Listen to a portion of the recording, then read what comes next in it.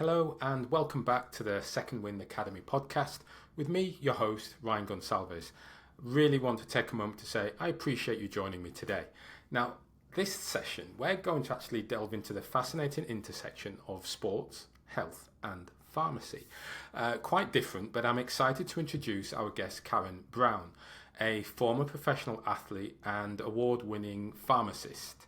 Now, additionally, she's the co-founder of Batch Tested, a pioneering platform dedicated to providing athletes with safe and, certified supplements, and some quite amazing stats that she's going to share as you listen to this episode that really make us all have to think. So in this session, we will explore Karen's journey from the world of professional netball to becoming a leading voice in sports pharmacy. She will share her insights on, what I now recognise as the critical importance of batch testing for supplements, and how her unique background in sport and pharmacy equips her to help navigate the complexities of nutrition, nutrition and performance enhancement safety. So I guess quite simply, if you're an athlete, a coach, or simply interested in how to get into the sports health sector, then this conversation is definitely one for you. So look, thanks for joining. Again, as I always say, if you have any thoughts, please drop them in the comments below, and please subscribe to the channel. Thanks very much.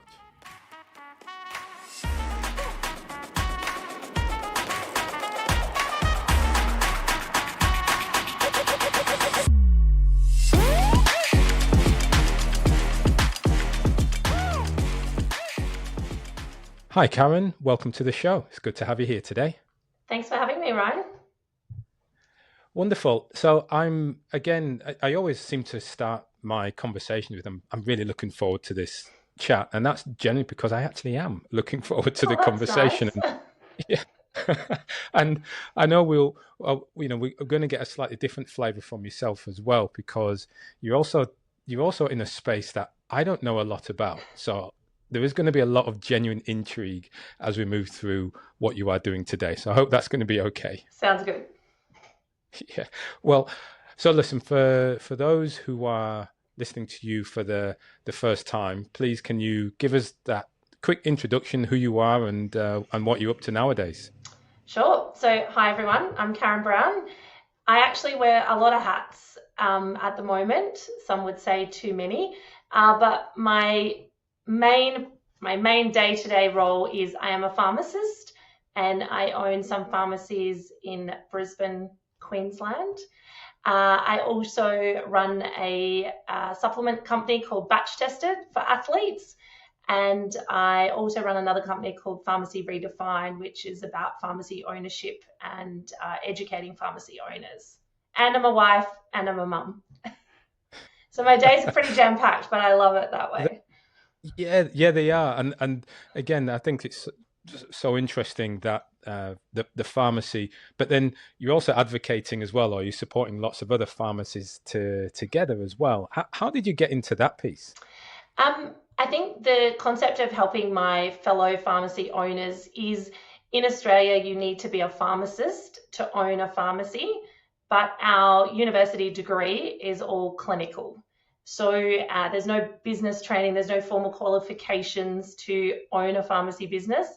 Most of the time you either inherit money through your family or you get brought in as a junior partner, etc. So my friend, who's a pharmacy accountant, and I felt there was a real missed opportunity amongst all the conferences we have in our calendar of actually bringing the business world to the pharmacy world. So it's an annual conference and it's an amazing week, where we bring the outside world into the pharmacy world, because ultimately business is business and humans are humans. So it's a magical week where we learn a lot from each other. And I think out of all the hats that I wear, there's actually a synergy between all of them, and I just want to help people. So whether it's helping my patients, whether it's helping my athletes, whether it's helping fellow pharmacy owners, my team, helping is a big part of what I do. Brilliant. And listen, I get super glad that you're on this show as well, helping lots of others to understand a bit more about pharmacy and your journey to where you are today. So that's really useful. I'm interested though, pharmacy. What what is it about pharmacy that attracted you to sort of enter into that space?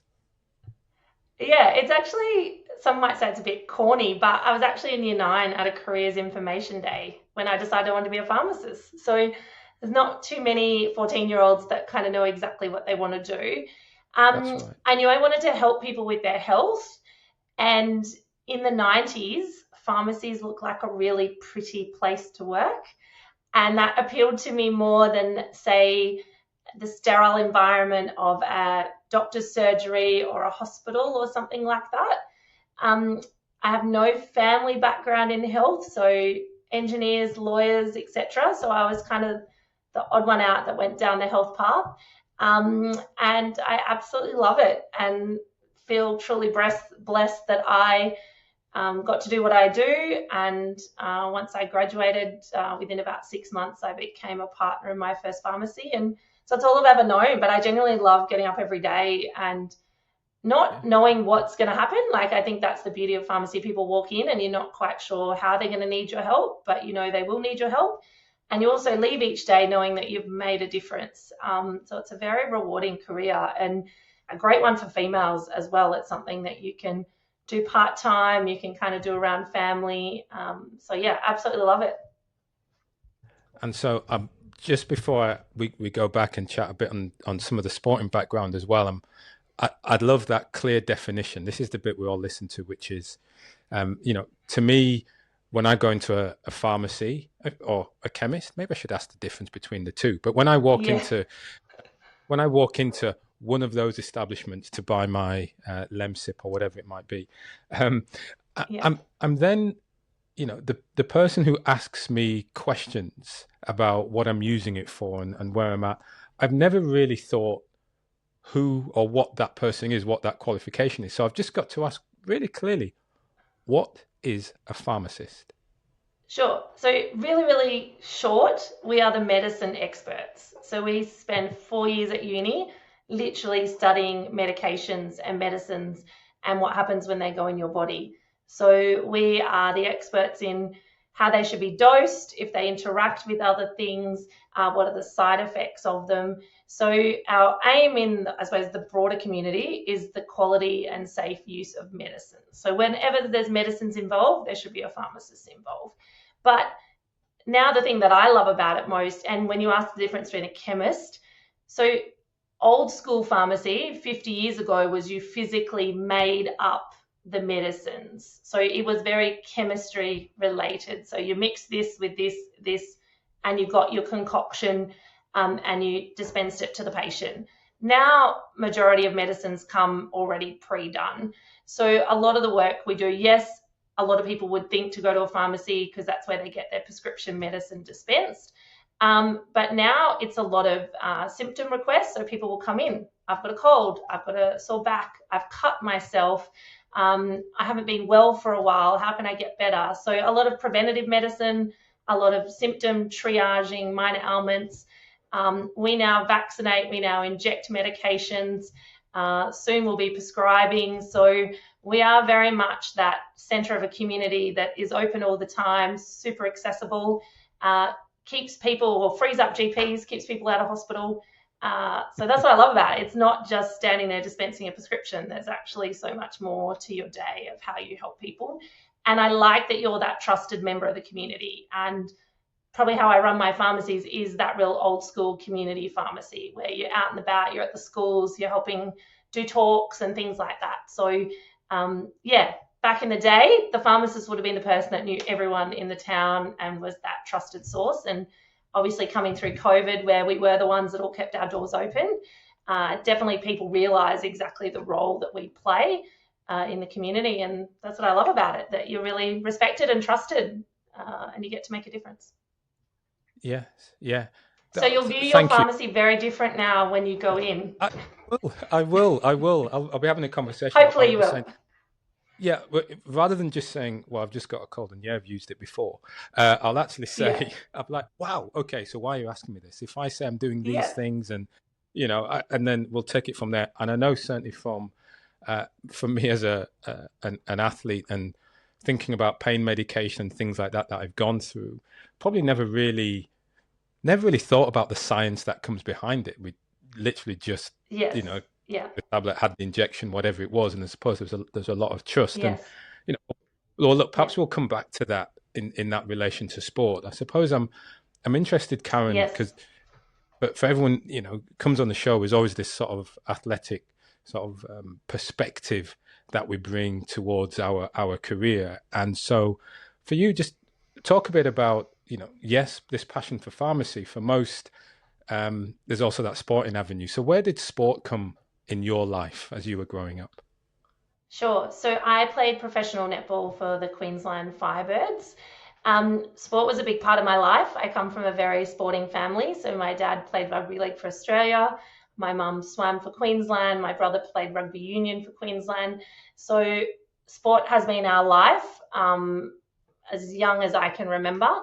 I'm also 6'3", so height. I'm the shortest child in my family. And height has definitely played a big part in my netball journey. And so I was very fortunate. I suppose, interesting how life works out. So I mentioned before, year 9, wanted to do pharmacy. In year 12, I was actually offered a scholarship to the Australian Institute of Sport for netball. And I declined that scholarship because I couldn't do pharmacy in Canberra. So I was like, no, pharmacy is more important in the big picture. I will stay in Brisbane. I then got my year 12 results and I actually just missed out on the score that I needed to get into pharmacy. It was one of the pharmacy at the time was one of the most exclusive university degrees to get into. And I just missed out on that. So I did science. So in hindsight, could have gone to Canberra, could have gone to the AIS, stayed in Brisbane and did science. But in those sliding door moments, because I stayed in Brisbane, I then got offered my first contract for the Queensland Firebirds. And when I look back, being able to play professional netball, travel the country, I was able to do that in combination with doing my science degree. I would never have been able to do that in combination with doing a full-time pharmacy degree. So I ended up, as I said, missing out on pharmacy at the time was like the world is ending. But doing a science degree while I played professional netball, blessing in disguise, and I could combine the two pretty well. And then obviously then went on to do pharmacy. But so much of how I run businesses, how I lead teams is all about what I learned in sport. I think the synergies are huge and transcends so many parts of your life. Sporting team has been a huge part of my life and still is. I actually still coach netball. And obviously now with batch tested being back involved with athletes, it's once an athlete, always an athlete. Absolutely, athletes for life, as Absolutely. as says as well. So, listen, that is so interesting. One of the bits I just want to touch on there was, and there are going to be many people listening who are probably at the early stage of their career and thinking, well, I know I want to study a subject, but I also want to do this sport. You made a conscious decision there to focus, or at least to prioritize that life after sport or that alternative career at the same time. Was there how difficult was that decision to make for you? Well, I think the world's very different now as well. So this is 20 years ago where, yes, I got paid to play netball, but ultimately it was a hobby and you happened to get a weekly paycheck kind of thing. What I love now in women's sport is that girls that are in high school or early 20s can genuinely have a full-time professional career in sport for years and years and years. And yes, they still need to think of life after sport. We know that identity as an athlete can be taken away in a heartbeat kind of thing. But I think 20 years ago, even when I played professional netball, you either went to uni all day and study or you worked all day. And so you train in the morning, go to work all day, you train at night, or you go to uni. So it was just a given, whereas now they actually can make that choice and go, well, I'm going to commit to this sport.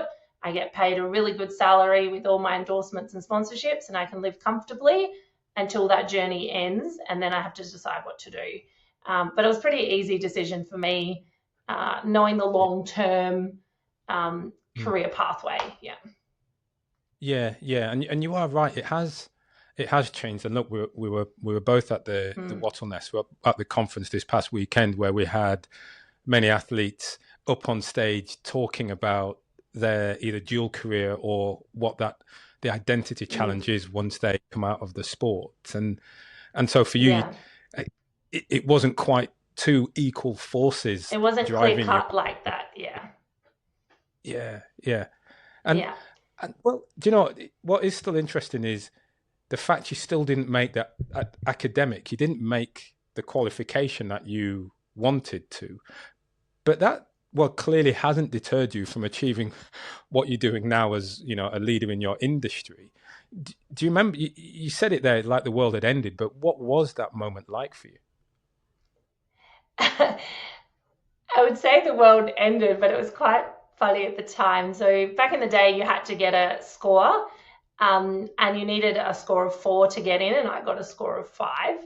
But the actual irony that probably hit home the most was my brother, who was 2 years older than me, got the same score 2 years earlier, and I always thought I was so much smarter than him. So the fact that I got the same score as him, and he wrote me this beautiful card at the time, and I'll always remember it, saying, "Congratulations on all that you've achieved, but deep down I knew you were never any smarter than me, and now we've got the proof to show it." So I'm not quite sure what was more devastating, but it is actually something I do a lot of public speaking, and when I talk to girls, or any high school student, that number that you get at the end of year 12 does not define you. It is literally a number that you talk about for maybe 6 months of your life, and you can chop and change your career. As I said, I'm kind of quite unique in that I can't imagine doing another career. But that's the beauty of the world now, that you doesn't matter what you do in those first few years, you can chop and change. And I actually, and I'm not sure of current statistics, but when I was probably 15 years ago, when I was at the Royal Children's Hospital, part of the Children's Hospital was the Poisons Information Call Centre, which is where people called if there was a overdose or a toxicology kind of inquiry. And one of the biggest days of calls was on year 12 result day. And that's really, really sad to think that just how much pressure our youth put on themselves with those marks. And ultimately, as I said, 6 months later, no one even asked you at your job interview when you're 20 what mark you got in year 12. So I think that has changed a lot now. And, as I said, when I do talk to students, it's something I always say to them, that number does not define you. And if you really want something, there's a lot of pathways to get to that. And as I said, for me, it was a blessing in disguise because I got to live out my dream of playing professional netball, which I could never have done if I'd got into full-time pharmacy at the time. And and absolutely right. Just echoing that, you're certainly more than a number and more than a grade. And what it also talks about is that identity on anything can be so short-lived, especially if it's that metric, Absolutely. be it academic or sport or whatever it is. And Absolutely. you're certainly demonstrating that in where you're going now. Yeah. And I think as well, if you're really passionate about something, you will find a way to do it. So, yes, right in that moment, I was devastated, but then it all worked out for the best in the end. Yeah, well, yeah, because like you're saying, you eventually got the best of both worlds. Correct. If you can say it in that way, and so it meant you got to study. You also got to be a professional athlete, travel the country as you mentioned, and live out that dream. So towards the end of that university period, or becoming then, I guess getting the degree and becoming qualified, I suppose you had to make some sort of decision, at least in terms of ongoing pursuit of the professional netball career versus moving into pharmacy and on a full-time basis. What was that moment for you like? What sorts of things did you have to weigh up? I think for me, I always felt that the pharmacy, I knew what that commitment was. So to me, netball was always a hobby. And yes, as I said, yes, I happened to get paid for it, but I never saw it as a career. It was, how lucky am I to be good at what I do and get to play at the top level in a state perspective and be surrounded by my friends every single day. So I must admit, when I finished netball, the thing I missed most was actually the sisterhood of seeing your friends every single day. And I suppose the highs and lows that come with sport as well. That, yes, when you're winning and you're the star of the show, it's amazing. When you're losing, it's not so fun, kind of thing. So for me, it was a pretty easy decision. I was like, okay, I need to do this now. This is what my new timetable will look like, kind of thing. And I'm also one of these people that if I'm in it, I'm in it 110%. So I knew I could not commit to netball. I couldn't do both of them to 110%. So that's when it was like, no, pharmacy is my future. In saying that, I pretty much went straight into coaching netball. So to me, it was always about being involved in the sport, but I couldn't give 110% to being the commitment of being an athlete. But I could coach, and I've actually coached for a long time up until I had children, and now gone back to coaching. So I suppose that's my way of giving back and my love of the sport and mentoring. And to me, it was quite a straightforward decision because netball wasn't the be all and end all to me. It was almost like a side thing that I just happened to be good at and loved playing. Yeah. I know what you mean. And there's many who come on who I've spoken with now who I really like doing the sport, and people said I was good. So I just kept doing it. And that meant I got to a level and just enjoyed it. And you mean enjoyment and then enjoyment of the sport. And what's wonderful in what you've said is whilst you stop playing and miss the, like you say, that sisterhood of being an athlete and being with them in the changing room, you were able to stay involved in the sport and have done, I guess, for probably a longer period of actually playing as from a perspective. And you still get the same adrenaline rushes. Like, it's very different, but you still get to experience the highs and the lows. And as I said, I think being in sport is so much part of it, and your commitment to that sport. And it doesn't always have to be through being an athlete. I think, you see a lot of people where they go back, whether it's in coaching or managing or high performance kind of thing. To me, I'm still very much a netballer, just in a different, I'm just not wearing the shoes with the bib. I'm not putting the bib on. That's probably a better way of saying it. Yes. Yeah. So then, okay, so you're not wearing the bib on your day-to-day job, but bit by bit, it feels as though the sporting journey, it stuck with you and has come back in. And you mentioned at the start of our conversation, batch tested, and talk to me a bit about what batch tested is and who it's impacting. Sure. So batch tested is literally a colliding of my two worlds of athlete and pharmacist. So our batch tested is an online platform that ensures athletes get the tested or certified batch of their supplements. So whether that's vitamins, protein powder, electrolytes. I was approached by some sports dietitians just pre-Tokyo, and they came to me and said, we're struggling to find the batches of these products we want to recommend. You deal with these companies all the time in pharmacy. You clinically understand what these products are all about because you're a pharmacist. But you also have been drug tested and you understand drugs in sport. Could you kind of look after this for us? So that's ultimately what we do. We bring together all the companies that test. And I think the big thing about it is 1 in 5 supplements that you find at the pharmacy, the supermarket, a supplement store, online, etc., contain a prohibited substance that would result in potentially a career-ending positive drug test for an athlete. So there's companies out there that invest in third-party testing. So the 2 companies or the 2 testing laboratories that people might be familiar with is HASTA and Informed Sport. So they are testing the products to demonstrate that there is no prohibited substances detected, which is all great if you can find that batch that has been tested. And that's what all the athletes and the dietitians were struggling with. So they know when they reach out to batch tested that we only keep the batches that are tested and certified.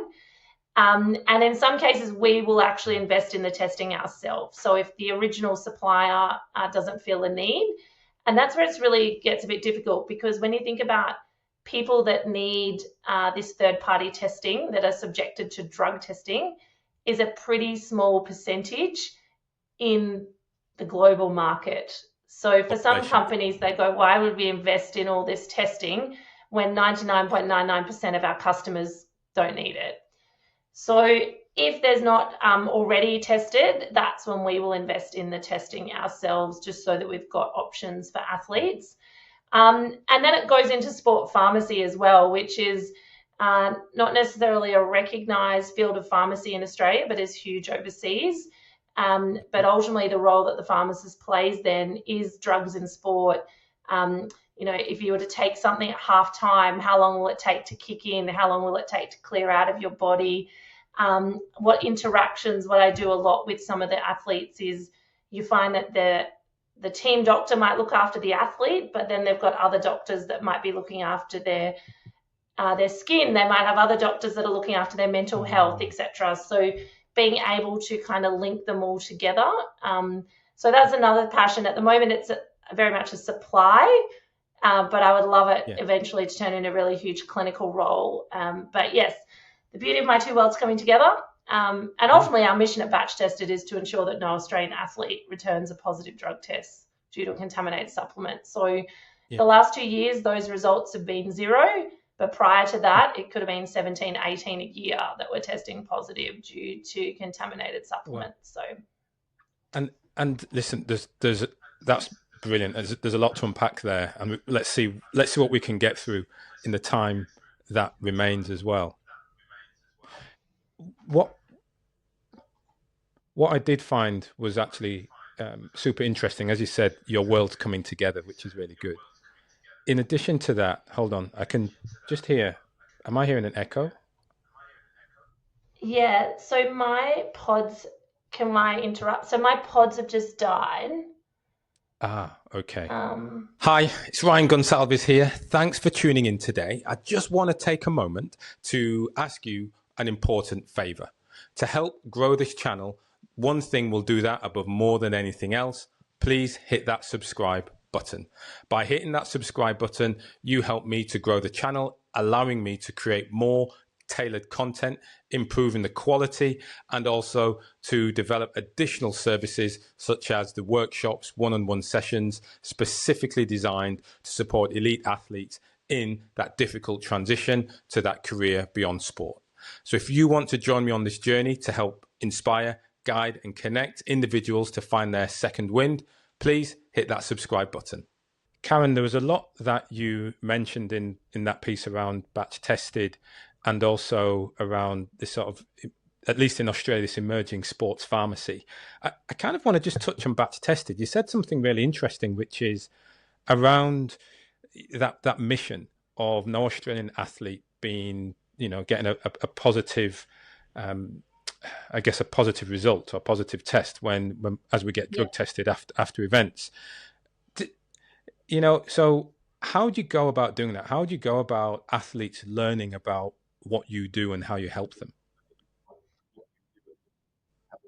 Yeah, a massive education process. And look, 20 years ago when I was playing netball, it was a blanket ruling that you just don't take supplements. And still to this day, the only zero risk is to take 0 supplements.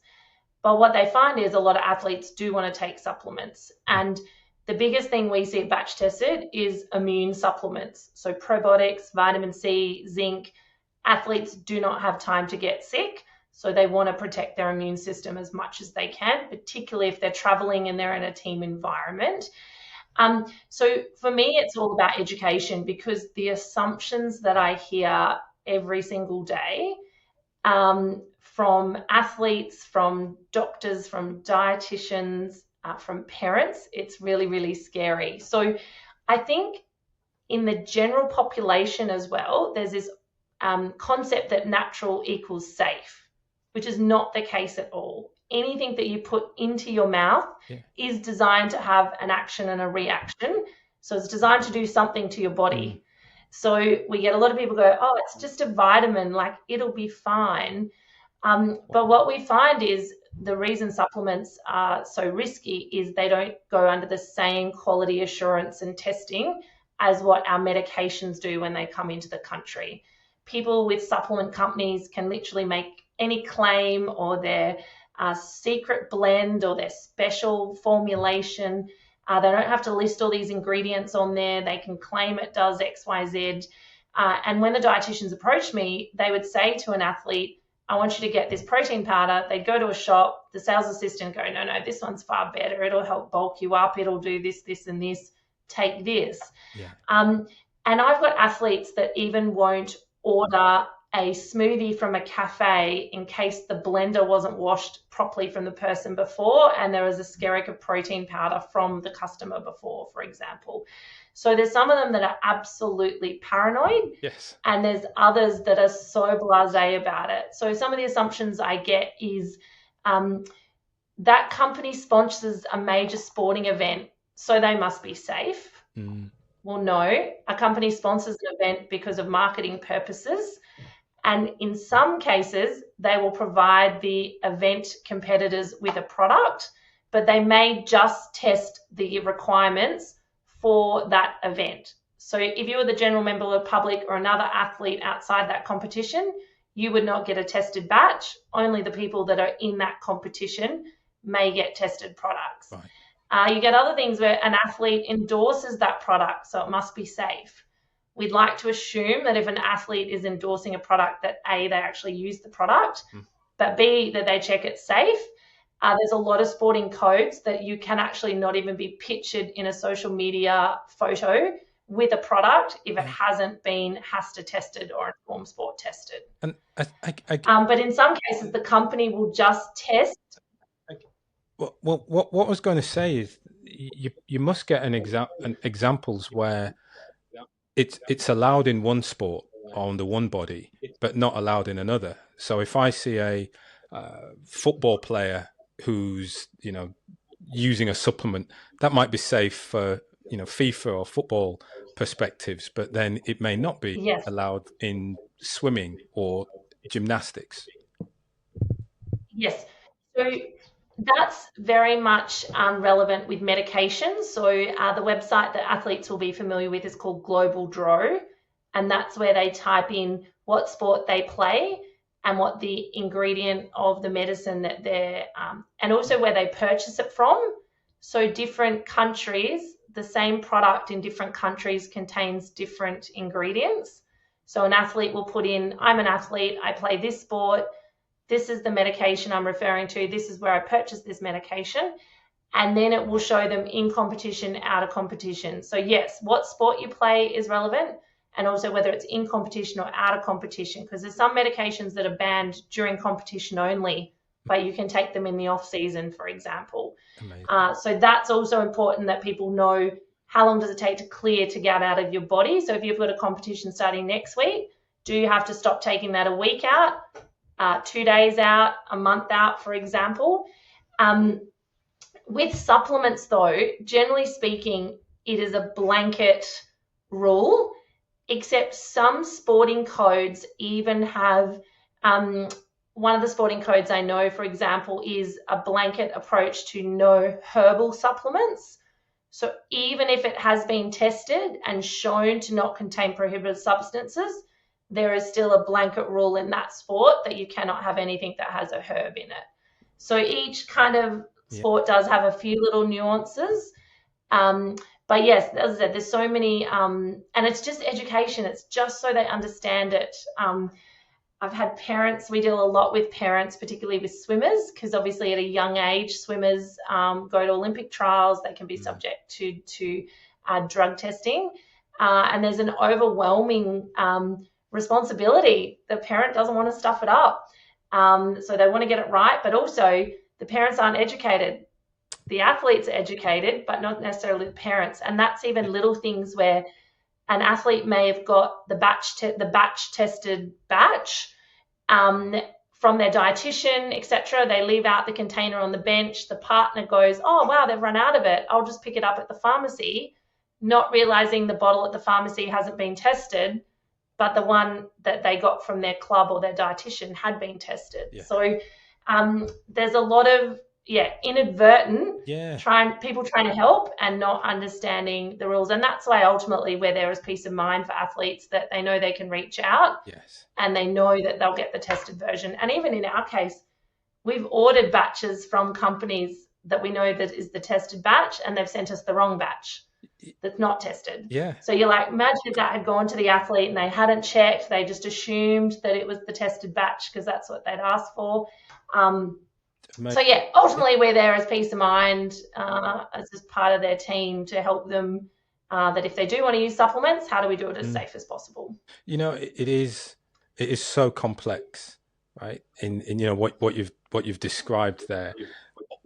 Each bit by itself, simple. Look at the batch, make sure it's tested, know what it is you're getting, all of those things. But you put it together and you get this sort of real complex situation that athletes and their surrounding loved ones need to be aware of so that they stay safe, so that they are performing, I guess, legally and getting the right things that they're ingesting. You know, you mentioned an interesting statistic there, is that 1 in 5 products that one would see at the pharmacy, you know, would be, well, as you said, would basically end their career if they were found to have taken that substance. That 20%, that's massive. I just didn't know that. It absolutely is. And a lot of athletes will say to me, an athlete is guilty until they can prove their innocence. Yeah. The general member of the public is innocent until they're proven guilty. So even if you can prove yourself that you were innocent, your name has still been washed through the media and all the rest of it kind of thing. So as I said, it's huge for them. And also one of the things I often say is, why would you risk your career on a non-tested fish oil or a probiotic? Like, I had a parent just before the Paris Olympics that rang me, and I'm glad that I actually talked to her, where she'd picked up a vitamin B supplement for her son, and she's like, oh, I just felt he was really lethargic and I just wanted to pep him up, and I'm sure they only test the high risk vitamins. This is just vitamin D. And I was like, but hang on a minute, what if your son medals at the Olympics and fails because you wanted to top him up? Yes. Do you know what I mean? Like, it's a supplement. It's there to supplement your really good nutrition, all the hard work that you do in your training and your preparation. Don't go and ruin it because you thought you'd just take a supplement off the shelf. Like, if you're going to do it, get it, make sure it's the right supplement. So if people do ring me, I'll kind of go, what do you want to achieve out of it? Like, what is the aim of taking this? Because if you put it in your mouth, it's going to do something, and let's make it as safe as possible. Don't just take it for the sake of taking it, or don't just take it because someone famous said they used it or something like that. Like, as it's not worth risking your career on a little vitamin supplement. It's so true. So true. And when you say it like that, it makes you think, well, every athlete and support of the athlete should get clued up more about supplements. And, you know, 1 in 5 stats, crazy enough as it is, but really get clued up in making sure that they are helping in the right way. And there's a really big case in America at the moment around a young athlete who's early 20s, was tipped to be the next best sprinter, athletic star, was gifted some gummies by, well, it's actually all over the media, so I can talk about it. Some Gatorade gummies, was gifted it as part of winning this big youth championships. And he said to his coach, do you think these are all right? And the coach was like, yeah, they're a really good brand. He took the gummies. He then tested positive a month later. He has been banned for 4 years. He is now through the courts suing Gatorade. What was found out was that the gummies, when they tested the gummies, they failed testing. Right. But when they went back to the company kind of claimed that, oh, well, you've already opened the packet, so maybe you've contaminated them. When he went back to get a sealed packet, they no longer were made. Right. So this young kid's career is ruined Yeah. because he was gifted a packet of gummies that were going to help give him energy. Like, it's just not worth it. And now it's a huge legal case over there that he's trying to clear his name. He's lost millions and millions of dollars of endorsements. Who knows what will happen? It's a bit of a David versus Goliath kind of battle. Yeah. But it just shows. And we always come back to the athlete is responsible for whatever you put in your mouth, whether your coach says it's okay, whether your player manager has done the contract commercial sponsorship for you, whether your club says, here, just take it. It all comes back to the athlete. And that's where it's really, we deal with a lot of player managers where they'll ring up and go, my athlete's been asked to sponsor or to be an ambassador. Is this product safe? What do I need to look for? So much of what I do is education around, just so they know how to look for it and what the differences are and the nuances, just so they can stay safe. Wow. So it's colliding of all my worlds, which I love. Yeah, and that's right. And sort of, as you said, the position you find yourself in is having been a professional athlete, having been tested yourself, and now as a pharmacist, you've got that knowledge. You understand what it's like as an athlete and now as a pharmacist on what good looks like and how to, it's such a compelling proposition for yourself, but super helpful for an athlete or a supporter to know that you can be a trusted source. Yeah, that is our aim. Yeah. Peace of mind. Yeah. Well, so now one of those bits that's really interesting is that's definitely an education piece. You mentioned something about sports pharmacy. Now, that's a new term for me. Educate me. What do you mean by sports pharmacy? Yeah. So ultimately, as pharmacists, we believe wherever medicine is, there should be a pharmacist. So traditionally in a sporting team, you would have your physio, your doctor, your dietitian, your strength and conditioning, etc. Where the role of the pharmacist comes in. So I'll give you a really good example. I had a dietitian reach out to me a few weeks ago, had a professional netballer. They were having really bad muscle cramps.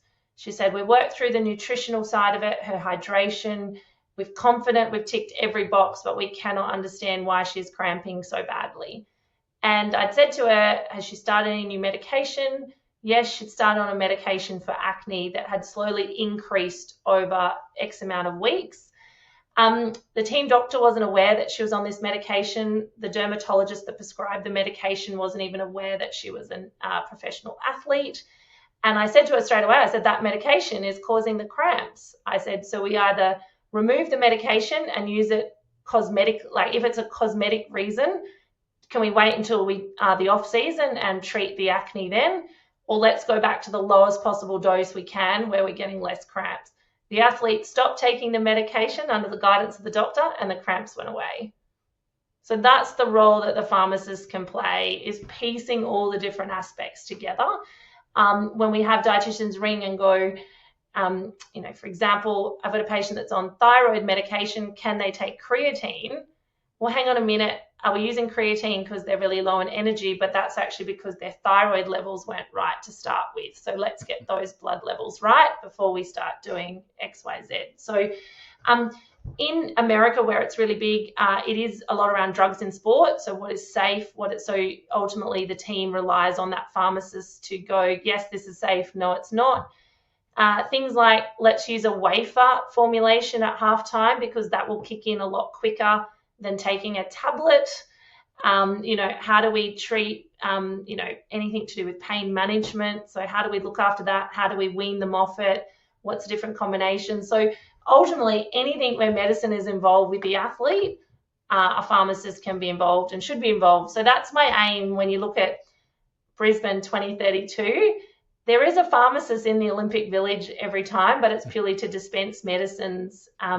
So I would love it to see it as a clinical role, where that source of information of this athlete needs to be on this medicine. How often do I give it? When do I give it? Is it safe? Can I use it with this, etc.? So yeah, that's my ultimate goal, is that clinical role. And even when I talk to students that are looking to do pharmacy, that's one of the beauties of it. There's just so many avenues of pharmacy that you can go down. Mm-hmm. Once you've kind of got that foundation to be a pharmacist, there's a lot of channels that you can go to. And thinking back to school, wanting to be in sport, most people would have gone to physio or dietitians. So the fact that you can be a pharmacist and still be involved in sport and athletes is super exciting. Well, it is. It's very exciting, and it's such an interesting field, because I know for me as an athlete, we had a physio most of the time. That was about as far as it went. I barely saw the team doctor until I got very injured, but it was the physio. And the fact I might take, Yeah. well, I won't say the number, but probably too many ibuprofen before a match when I was carrying an injury, you'd be probably be well, you'd know, but you'd be horrified still. Um, you know, that was about as far as any sort of logic went. Said, if I'm awake, it's going to be good. Boom, off we go, and off we go and play. But Yeah. nowadays, I will hear a lot about, the physio, yes, the sports scientist, of course, more and more Mm. psychological support. And, you spoke about, we have people look after Yeah. our body and our mind. And yes, more and more getting a dietitian coming in. So thinking about the foods that I eat, when and how, and, to me, much more about energy and digestion. But you're quite right. The increase in supplements that come outside of the food, just in general population, never mind an athletic or an elite athletic, is on the Yeah. rise. And so having someone who is clinically trained to look after that must be becoming more and more important, and is something that more clubs should be focusing on. And even with respect to medications, a lot of the time we are treating the athlete, your job, I need you on the field this weekend and I'll do whatever it takes to get you back on the field. But also, what happens when you don't need to be on the field and you retire or you become delisted? And for the last X amount of years, you've been on that pain medication and your body has needed that. Yeah. What is the support and that of the help that you then need to wean off that medication? And you don't need that now because you're not playing week in, week out, and things like that. So, look, I think the role is absolutely there, and it's my job to prove our worth that we should be there. Yeah, and well, watch this space. Yeah, I was going to say. So, Karen, how do you prove that? What steps are you taking to prove the worth of sports pharmacy? I think it's like anything when it's new, just keep showing your worth in examples. So each time they reach out, that you're helping them or you're challenging them with other things, or have you thought of this, or, I can do this, or things like that. So yes, you get in the door from a supply perspective, but then it's just showing your value to them. They go, wow, I couldn't live without you. Actually, you're really, really helpful. How do you come on board, kind of thing. So I think that's the key, is just constantly keep showing your value, and then I suppose then commercializing that value as well. Ultimately, now it's all free advice kind of thing. But I think it's like anyone, when you're starting out, you just show them that this is the contribution you can make, and to make their life easier and safer. And then eventually they go, yes, that's actually an integral part of it. And as you said, where it all started, and it was just the coach, then we slowly have added in health professionals all along the way. This is just another aspect that would be great to see. And as I said, huge overseas. So most college teams in America would have a pharmacist attached to them. It's just getting that here, and just bit by bit, but also more people, as I said, coming through the ranks that want to specialize in this area. That also makes it more appealing then as well. Well, so look, and it's been wonderful for me, certainly, I'll say, been educated through our conversation. So I can selfishly say thank you, because I feel good. I'm sure those listening have also found it useful. I suppose then we spoke just a bit there about, athletes leaving the game or studying at the same time and wanting to keep that connection into sport. Typically would go down a sports science, a physio route, something along those lines. I think what you've done in this conversation, certainly for me, is make pharmacy and sports pharmacy a route that would be sort of interesting, or a destination that starts to sound interesting. How would someone interested, and I suppose I'm thinking of athletes who are listening to this who are going, God, yeah, that'll be interesting. I'd like to learn a bit more, explore that. What guidance would you give to them to explore a sports pharmacy career? Yeah. So unfortunately in Australia, there's no formal courses available yet in that specialty. But what I do is I'm really, very big on LinkedIn, but very well connected on LinkedIn to a lot of the sport pharmacists that are overseas. And there's an international sport pharmacist network. when they have conferences or workshops or things like that. So there's quite a few good podcasts overseas as well on sport pharmacy. So that's kind of where I've tapped into and learning from that international network. And I think over time, hopefully, it becomes an option that there is a stream here in Australia where you can kind of, once you finish your pharmacy degree, then go and specialise in sport pharmacy. Yeah. But at the moment, it's very much an international resource pool that I tap into. Yes. Yeah. But then in saying that, we lead the way in Australia when it comes to supplements. So we are seen as having some of the best markets and the most strictest and cleanest and credible kind of sources. So whilst they lead the way in the pharmacy clinical space, they tap into me for the supplement space, because what we do over in here compared to what they do overseas is seen in such high regard in Australia. So yeah, it works both ways. Yes, yeah, it does. It sounds good to be breaking the barrier in some way, and like you say, demonstrating the value as part of that relationship, and that's something that it sounds like you're able to do in that supplement space. I was literally just looking at my phone there, and I was like, yeah, one of my favorite podcasts, the Science of Sport podcast, speaks a lot about probably approaches it much more from a doping perspective, if anything. But I've never, honestly, this is supposed to be a good statement, but I've never really thought about the pharmacy. I've never thought about that compound element, that there'll be a specialist who knows how that's pulled together, and therefore they can go to the batch level. So thank you. Oh, you're welcome.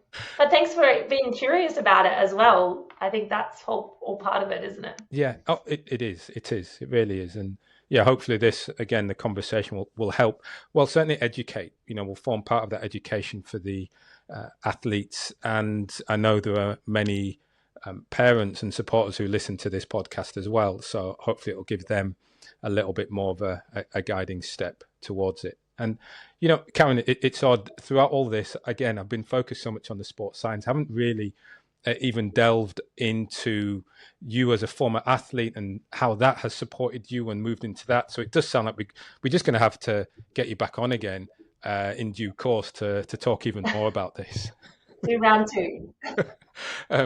So look, Karen, what I will say right now is listen, thanks very much for sharing, well, I guess educating as well on sports pharmacy, but sort of describing at least how you bring the best of both worlds to support athletes as they move forward as well. So I definitely really appreciate you taking the time out and sharing today.